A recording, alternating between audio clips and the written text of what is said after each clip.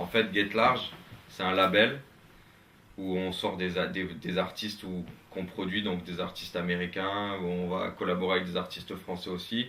Et dedans ça, il y a Get Large Record et Get Large Production. Dans le département production, il y a deux producteurs qui font des beats, qui produisent donc des instrus pour les artistes.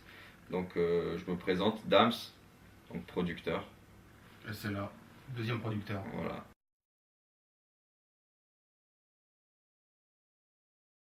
Je pense que comme moi, tu as été MC, le Dams, tu vois. Voilà, on a tous commencé. On a tous commencé. Moi, j'ai été DJ à un moment et tout ça. Et puis un jour, je me suis mis sur les machines. Et puis j'ai commencé à faire des beats et tout ça. Et puis voilà, un jour, moi, je suis descendu à Nice et j'ai rencontré le Dams, Ouais. qui avait sa propre histoire aussi. Voilà. Enfin, en fait, le délire, c'est que quand tu commences à faire du. Au début, quand tu commences à rentrer dans la musique que t'aimes, que ça soit ou le rap américain ou le rap français, tu te cherches. Donc c'est vrai qu'on a tous commencé. Moi, j'ai commencé un peu au début à taguer pour m'amuser. J'avais des potes qui breakaient. J'ai tu commencé cherches, à rapper. Et en fait, Tu touches à tout. au début, tu rappes et tu t'aperçois que ce qui est malheureux, après, avec le recul, tu réfléchis, tu dis bon, je vais un peu trop vite. N'importe quel rappeur qui commence à rapper veut absolument rapper sur des instrus à lui. Et après, on s'aperçoit que n'importe quel bon MC peut rapper sur n'importe quel instru et t'es pas obligé au tout début d'avoir tes propres instrus. Et comme dans le sud, moi à l'origine je suis de Nice, je trouvais pas de producteur qui voulait faire des instrus pour moi.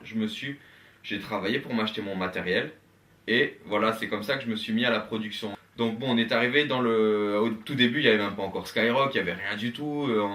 On suivait. Ouais, il y avait Radio Nova et Voilà, encore. enfin, ouais, encore dans le sud, il n'y avait même pas. Nous, c'était Sydney, Rapline, voilà, tu vois ce que je veux dire. Et donc après, on a commencé à regarder les crédits des producteurs au cul des albums américains. On a commencé à rentrer dans la soul music. Parce qu'en fait, nos productions sont à peu près à 99%, c'est du sample. Et de la soul music, on est des diggers, des collectionneurs de soul, tout ça. Donc en fait, on a essayé vraiment de ça de s'approprier la culture hip-hop, de voir au moins que c'était comment ça fonctionnait, quelle discipline il y avait dedans, et d'essayer de garder un état d'esprit, quoi. Et entre-temps, il y a eu le concours NTM, Laisse pas traîner ton fils. Donc en fait, à l'origine, on a fait donc ce beat, donc on a remporté ce concours, et donc même à l'époque, on avait sorti ça sur le crédit Get Large. Et donc après on est monté, on a essayé de démarcher donc les BSA, il y a des gars qui nous ont contactés pour des prods, on a essayé de démarcher les A&R et comme je te disais, on est arrivé dans une période où le rap, c'était très dark, mélodique, et nous on arrivait avec des boucles de soul, et tous les gars à qui on rencontrait disent non, C'est trop américain. voilà, les gars qui font ça c'est for my people, donc non, c'est eux qui ont le son un peu américain, nous c'est pas ce qu'on cherche en ce moment, donc on s'est dit, ben vu qu'on montait aux États-Unis de temps en temps pour acheter un peu de soul, acheter un peu de sap, tu vois, là-bas c'est la mecque du hip-hop, donc tu montes.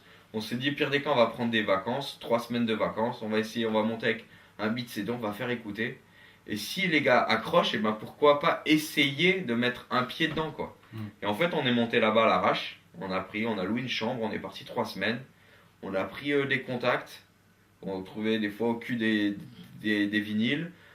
Et puis d'un contact à donner un autre contact, et c'est comme ça après qu'on a eu une logique où on a essayé de vraiment essayer de construire quelque chose là-bas, quoi.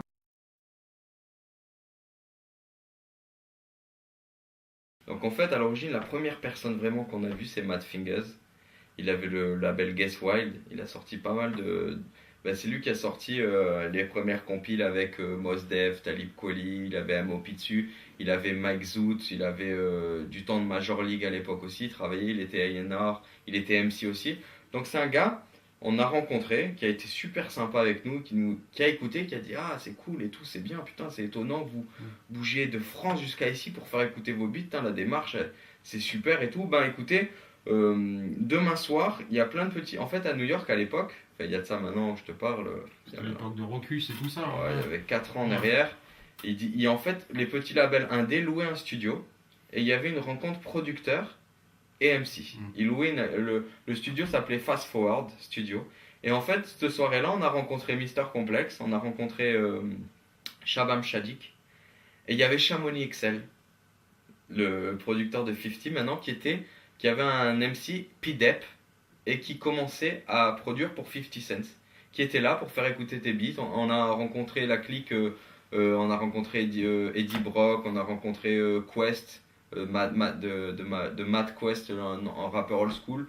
Et donc en fait, on a commencé à faire ces connexions-là. De Matt Fingers, après, il nous a présenté les Punch and Words. On a eu Masta Ace qui est venu en studio. On est allé dans le label Bronx Science, on a rencontré un gars qui s'appelle Self Title et Apathy. Il y avait Big Scoop à l'époque, ils avaient signé Ali Vegas à l'époque. Il nous a branché avec Lord Tariq. Donc on a commencé à faire ce premier maxi qu'on a sorti avec Mister Complex, Masta Ace, Lord Tariq et Tribeca, l'MC de Major League. Après ça, Masta Ace était venu en studio avec Punch, The Punch and Words. Donc Punch, on a kiffé avec lui, on a sympathisé, on lui a fait écouter les musiques, il a fait ça serait cool qu'on travaille quelque chose ensemble. On a sorti le deuxième vinyle. Et là on a commencé à aller démarcher nos vinyles. Donc on est allé dans un label qui s'appelait MSU, qui avait signé Lord Jamar des Brand Nubian, Camplo et Shabazz the Disciple. Ça nous a amené Lord Jamar, Shabazz the Disciple. De Shabazz the Disciple, ça nous a amené Killah Priest, Sons of Men. On est passé au manager de Ghostface. Et Boule de Neige. Après, on est parti dans le Queens avec un pote à nous. D'ailleurs, je voudrais lâcher une dédicace. C'est un gars qui s'appelle François Bonura. C'est un photographe qui travaille pour Radical et qui est là-bas sur place et qui fait pas mal d'interviews. Qui nous a qui nous a présenté à des gens parce que c'est un pote, vraiment un ami à Black Poet de Screwball. Il travaillait donc avec DJ Premier aussi pour le label In Year, Year Round. Qui dessus, ils avaient Black Poet, il y avait New York Giants, NYGs. Donc en fait, plein de connexions. On est allé, on a rencontré une Famous Mob, Littles. Littles nous a présenté à Mob Deep. Après, on a rencontré Tragedy Kadhafi, on a rencontré Crime Fame quand on est sur place, on a rencontré Cormega, on a rencontré pas mal de monde. Queens, quand tu vas squatter au Queensbridge, t'as les MC qui squattent en fait. T'as Nature, tu peux rencontrer Nature comme Black Poet, tu peux croiser une Famous Mob. Pas mal de gars que tu vas rencontrer dans leur quartier. Et après, des fois, on a rencontré Mastace qui avait avant dans le Queen 788 Studio qui a sorti les compilations Game Over. Donc avec pas mal de monde, ils ont eu Eminem dessus, ils ont eu Smith et Wesson. Après leur studio a été démoli, ils ont bougé à Manhattan dans les mêmes locaux qu'Heavy8. Donc on a enregistré chez Mastace il nous a branché à pas mal de monde. Après on est dans le même bâtiment, il y avait Dior Period, c'est le producteur qui a fait Hunt Up, qui a produit le tout premier album de Smooth Da Hustler, qui a produit Queen Pen, qui a produit Freeway, qui a fait des morceaux pour State Property, qui a fait Aima de Cameron, qui a fait plein de choses. Et donc on a rencontré ce gars qui est en train de nous brancher à des gars comme MOP, tu vois, et comme ça on rencontre pas mal de monde.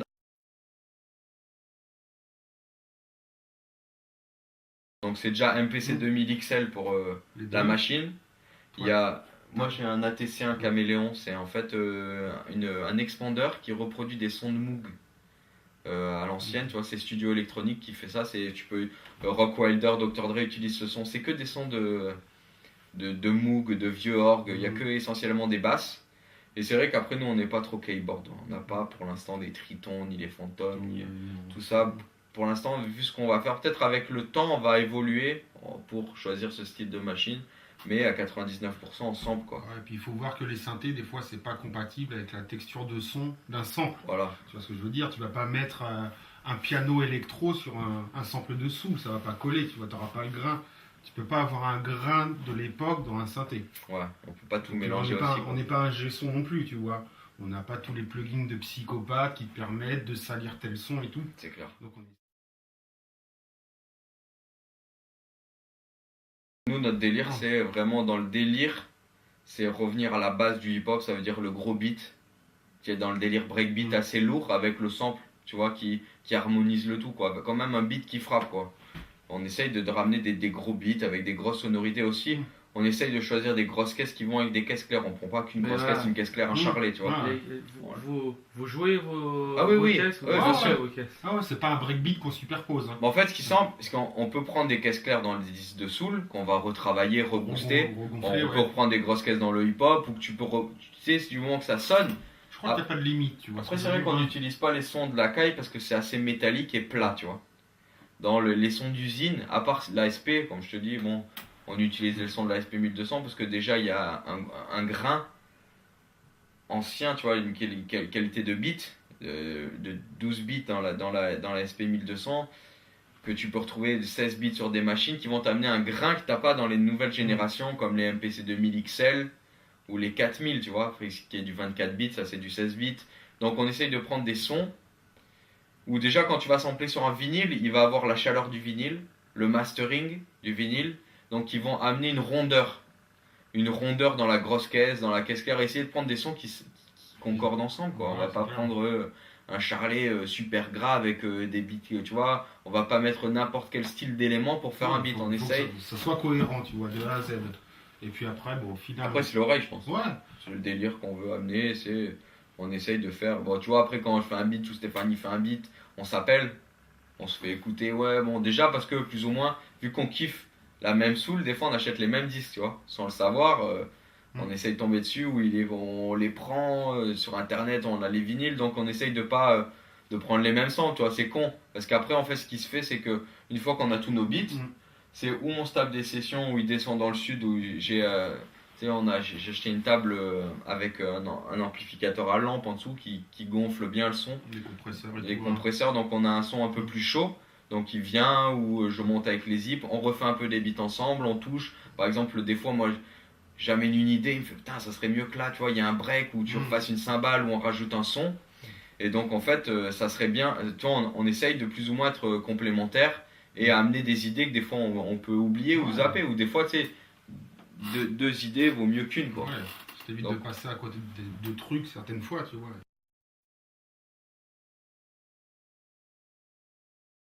Le producteur du moment, on va dire, c'est Just Blaze. Parce que c'est un beau salaud, tu vois ce que je veux dire. Et il prend ce qu'on aimerait prendre aussi.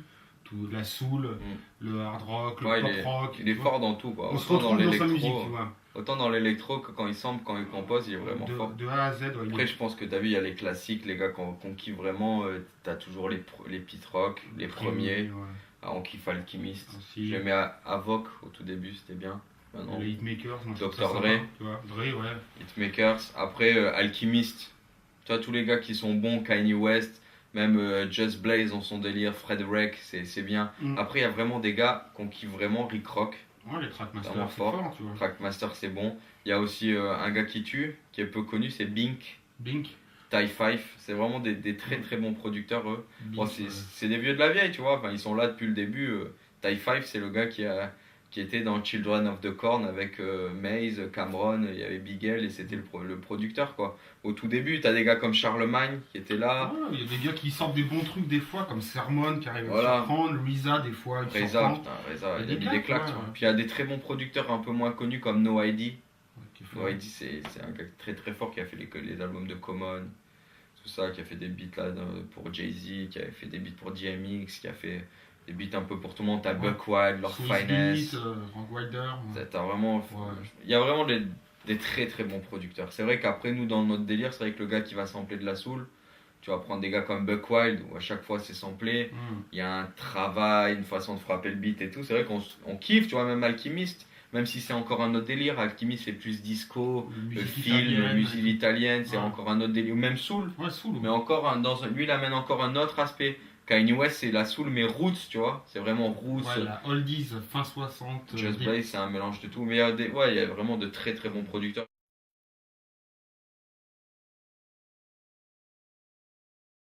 C'est Six, Get Large, tu vois. Manager, business, homme de main, tu vois, un peu tout, tu vois. Et donc voilà, je vais te présenter vite fait le label Get Large. Donc, comme il t'a déjà expliqué un peu, Dams et Selay, tu vois, bon, Get Large, c'est un peu le label, c'est ce qui nous permet de sortir notre propre production quand on ne sont pas sur les artistes carrés.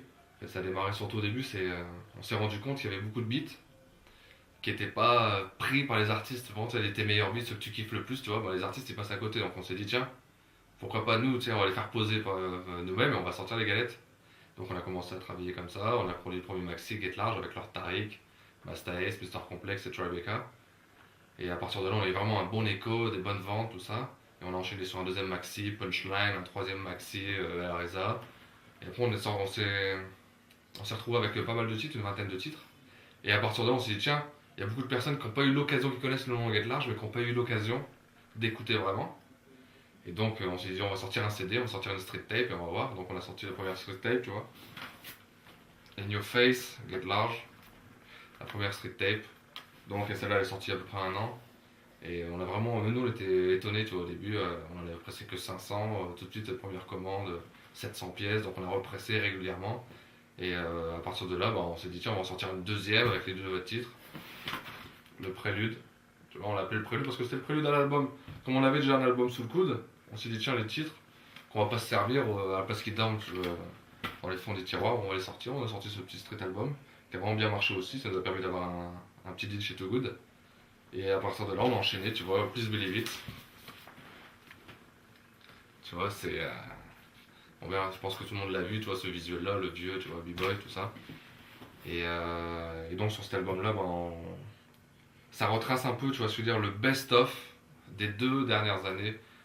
Tu vois, les mecs avec qui on a bossé vraiment, on a ensuite retrouvé les deep sets, Mobb Deep, Styles P, Ghostface, plus des trucs plus indés comme Crime Fame, Punchline, encore une fois, et Sakario, tout ça.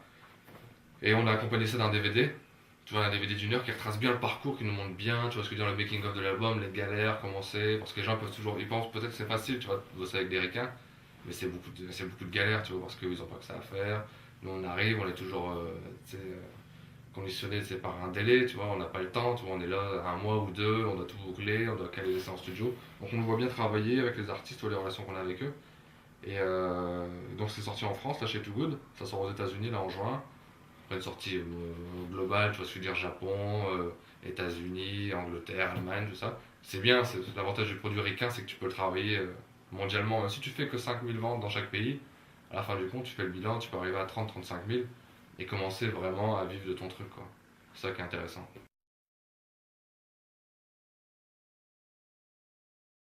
On travaille sur une 3e tape qui va arriver incessamment là, dans les bacs et ça s'appellera The Warfield.